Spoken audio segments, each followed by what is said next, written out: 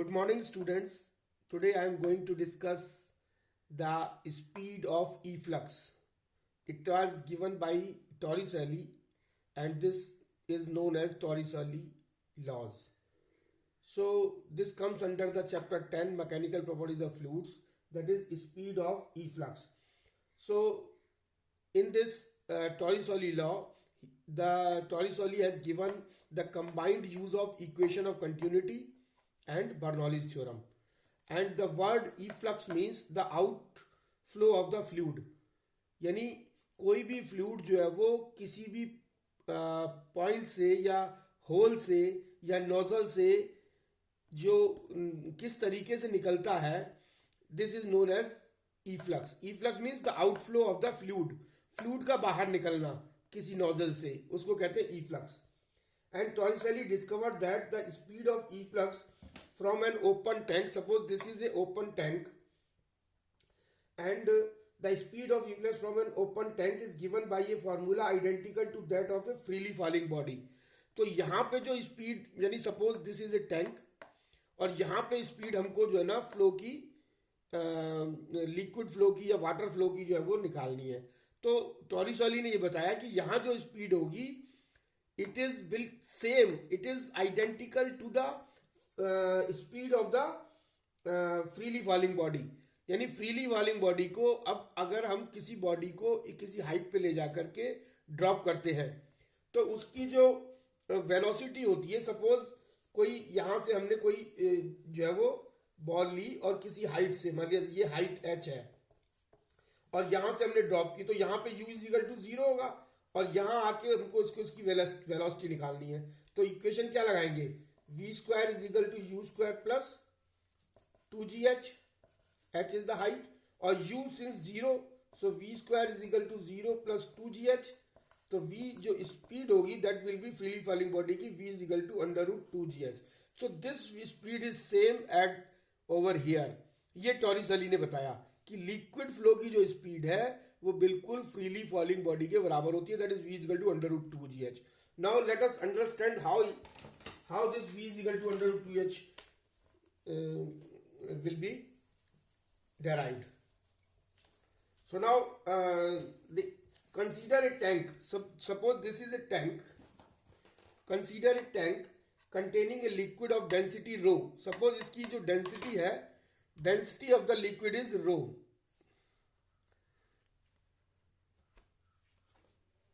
Suppose rho is the density of the liquid and with a small hole in its side at height y1. और ये यहाँ पे कोई एक इस टैंक के अंदर एक होल है और जो कि y1 हाइट पे है, यहाँ से this is y1 from the bottom से ये y1 हाइट पे है. The air above the liquid whose surface is at height y2 और यहाँ पे एयर है और ये जो एयर जो है वो बॉटम से y2 हाइट पे है.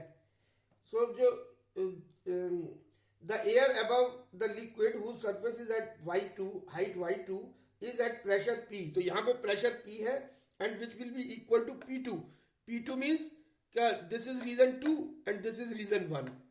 We have designated this is region 2, this is region 1. So P2 means the pressure at region 2. This is region 2.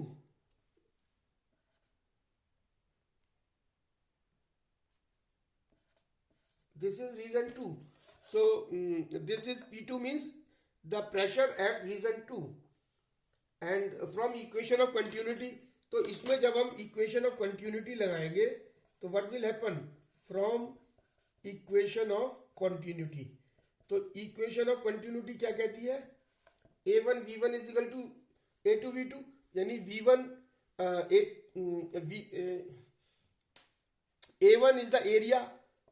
A1 is the area of region 1 and V1 is the velocity at region 1, that will be equal to A2, area of region 2 and velocity at region 2.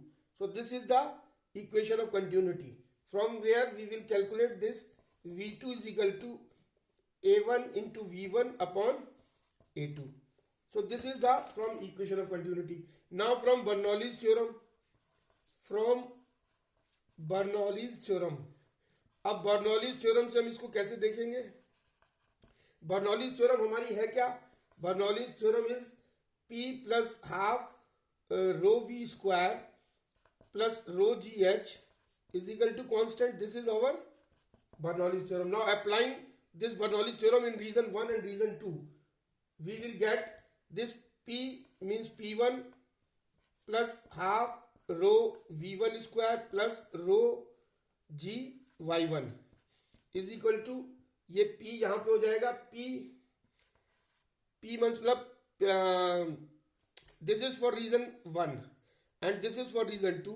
So for reason 2, P2 means P, we can write P2, this is P2 plus half rho V2 square plus rho G Y2.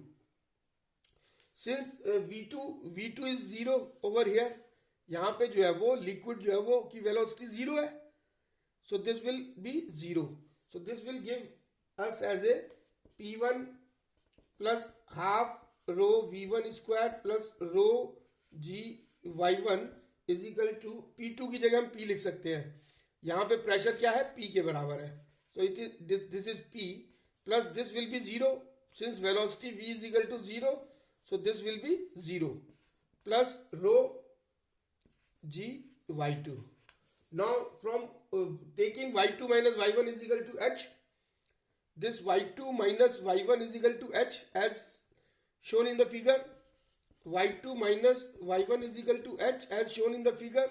Then we can find out the value of V over here. V is equal to, V will come out as under root 2GH plus 2 P minus PA.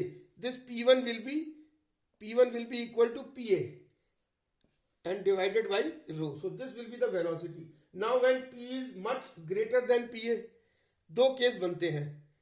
First case is when P is much greater than PA, यानी ये जो P जो है वो pressure जो है वो अगर much greater than PA है तो क्या होगा? ये जो प्रेशर P है ये इस PA से बहुत ज्यादा है. When P is much greater than PA and 2GH may be ignored, तो इस 2GH को इग्नोर किया जा सकता है. This 2GH can be ignored. 2GH can be ignored. अगर हम इसको प्रेशर को, ये प्रेशर इस PA से बहुत ज्यादा है तो इसकी वैल्यू ज्यादा होगी, तो this plus this additional 2GH can be neglected. So the speed of efflux is determined by the container pressure. Such a situation occurs in rocket propulsion. अच्छा, now when P is equal to PA, दूसरी condition क्या है? When P is equal to PA, अगर P जो है वो PA के बराबर हो जाता है तो ये वाली चीज जो है वो जीरो हो जाएगी, और जब ये जीरो हो जाएगी तो we will get V is equal to under root 2GH.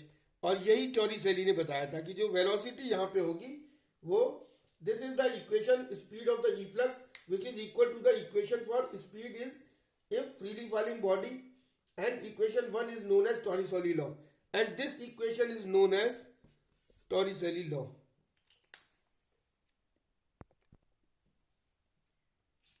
So now the next topic is Venturi meter. So Venturi meter is a device which is used to measure the speed of flow of incompressible fluid. यानी किसी भी liquid की, fluid मतलब liquid या gas की, अगर हमको speed अगर हमको जो है वो निकालनी है तो उस वेंचुरी मीटर इंस्ट्रूमेंट का यूज करते हैं. So this is a Venturi meter as shown in the figure. This Venturi meter consist of a tube with a broad diameter. So this is a tube, this is a venturi meter, and this is a tube having broad diameter over here, and the constriction mean narrow diameter over here, and a liquid or the fluid is flowing over here as shown in the figure. Fluid जो है वो it is flowing from left to right. So there are two regions, broader region and the narrow regions. अब हमको इसकी speed जो है वो note करनी है. So this is known as region 1. Broader region is known as region 1 and narrow region is known as region 2. So P1 is the pressure at region 1, V1 is the velocity at region 1 and capital A is the area of this region 1. Similarly, P2 is the pressure at region 2, V2 is the velocity at region 2 and small a is the area over here, and the broad end of this venturi tube is connected with the manometer. This is a manometer, and the narrow end is connected to the other end. So region 1 is connected with the one end of the manometer, and region 2 is connected to the other end of the manometer. So now equation of continuity. So if we apply the equation of continuity, by equation of continuity,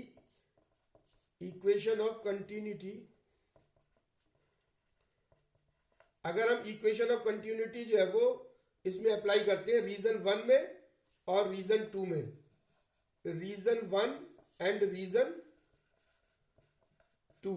तो equation of continuity क्या है? A1 V1 is equal to A2 V2. So this will give V1 into capital A is equal to V2 into small a.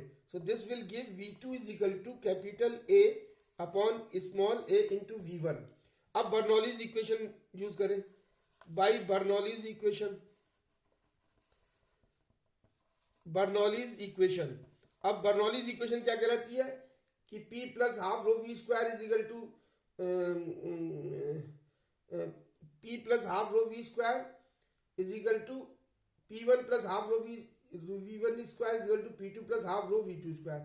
So this will be P1 plus half rho V1 square. This is for reason 1. This will be equal to P2 plus half rho, और V2 square की जगह value हम जो यहाँ ये वाली लिख देंगे. तो V2 स्क्वायर की जगह क्या लिख देंगे हम? V1 square into capital A upon small a का whole square. So now we will find out the pressure difference over here. So P2 minus P1 will be equal to half rho V1 square and within bracket A upon A whole square minus 1. So this will be the pressure difference. लेकिन क्या होता है कि जब इसमें manometer जब हमने लगा रखा है तो this pressure difference cause the fluid in U tube connected at the narrow neck to rise in the comparison to the other arm. तो ये जो मैनोमीटर इसमें लगा हुआ है, तो ये जो प्रेशर डिफरेंस क्रिएट होगा, दिस प्रेशर डिफरेंस, ये जो है वो हाइट में डिफरेंस कर देगा, और जो हाइट है वो यहाँ ये h कहलाएगी, मतलब यहाँ पे लेवल जो था वो यहाँ पहुंच जाएगा. This will create this pressure difference causes the fluid in U tube connected at the narrow neck to rise in comparison to the other arm. So the difference in height h measures the pressure difference. तो ये जो height में जो difference आएगा, this will give the pressure difference. तो P2 minus P1, ये जो pressure height में जो pressure difference आएगा उसमें P2 minus P1 will be equal to rho GH, यानी rho into M into GH. ये if h is the height, so this is the due to the pressure difference. तो दोनों को equate कर दो. This is 1, this is 2. तो on equating equation 1 is equal to equation 2. तो ये क्या हो जाएगा हमारा? ये हमारा हो जाएगा कि जो रो एम जी एच यानी P2 माइनस P1 ये भी है, P2 माइनस P1 ये, तो left hand side is equal to left hand side, तो right hand side will be equal to right hand side. So rho m g h is equal to half rho V1 square and this is A upon A whole square minus 1, and from above speed of the fluid at wide neck can be calculated. So from above this V1 can be calculated. This V1 can be calculated with the help of this equation, and this V1 will be equal to under root 2 rho m GH divided by 2 rho mgh divided by rho and this is equal to a upon a का whole square minus 1 and this is minus 1 by 2. So this will be the final equation for calculating the speed of fluid at region 1. So this is all about. And now the one thing which is very important is the blood flow and heart attack. Now this is the application of the above principle, and the blood flow and heart attack, how the blood flows in the arteries and how the heart attack occurs. So Bernoulli's theorem helps in explaining the blood flow in arteries. The artery may get constricted due to the accumulation of some oily things on its inner wall, and in order to drive the blood through this constriction or through the narrow arteries, the heart has to do extra work to pump or to drive the blood in different parts of the body. The speed of the flow of the blood is in this region, narrow region, is raised. तो speed जो है वो इस narrow region में arteries में blood की जो है वो ज्यादा हो जाती है. एंड द आर्टरी में collapse due to external pressure. और जो यहाँ पे स्पीड ज्यादा हो जाएगी तो स्पीड ज्यादा हो जाएगी तो यहाँ पे प्रेशर कम हो जाएगा, और जो बाहर की तरफ जो प्रेशर है वो बढ़ जाएगा इसकी कंपैरिजन में. तो जो बाहर का प्रेशर जब इस पे प्रेशर डालेगा, सो एंड द आर्टरी में collapse due to external pressure. External pressure की वजह से आर्टरी जो है वो कोलैप्स कर जाती है. The heart exerts further pressure to open this artery. तो हार्ट क्या करेगा, जो फर्दर प्रेशर डालेगा to open this artery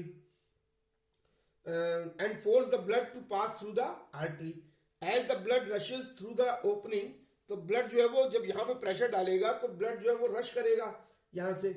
as the blood rushes through the opening, the internal pressure once again drops. तो जो इंटरनल प्रेशर होगा यहाँ का, क्योंकि फिर से स्पीड बढ़ेगी, फिर से जो है वो प्रेशर जो है वो अंदर का डाउन होगा और बाहर का बढ़ जाएगा. So due to same reason leading to a repeat collapse. तो उसके बाद फिर रिपीट कोलैप्स होगा. दिस में result in the heart attack. So the heart attack is directly related with the Bernoulli's equation. और बर्नौलीज इक्वेशन क्या कहती है? बर्नौलीज इक्वेशन कहती है P plus half rho v square plus rho g h is equal to constant. ये constant होना चाहिए, ये हमारा जो है वो कांस्टेंट होना चाहिए, इज इक्वल टू कांस्टेंट. ये बर्नौली थ्योरम कहते हो. अगर वेलोसिटी कहीं बढ़ती है तो ये प्रेशर हमारा डाउन हो जाएगा, क्योंकि ये कांस्टेंट रखना है हमको. तो यही प्रिंसिपल लगता है कि जहां भी वेलोसिटी ज्यादा होगी वहां का प्रेशर जो है वो कम हो जाएगा इन कंपैरिजन टू सराउंडिंग्स. सो जैसे ही वेलोसिटी बढ़ी, क्योंकि हमको ये कांस्टेंट रखना है as per Bernoulli's theorem, this pressure energy, kinetic energy and potential energy should be constant. So जैसे ही वेलोसिटी बढ़ेगी प्रेशर कम हो जाएगा, और प्रेशर कम हो जाएगा तो जैसे ही वेलोसिटी बढ़ेगी प्रेशर कम हो जाएगा, और प्रेशर कम हो जाएगा तो बाहर का प्रेशर जैसे ही पड़ेगा तो कोलैप्स होने का डर रहता है. So this is all about. Thank you very much.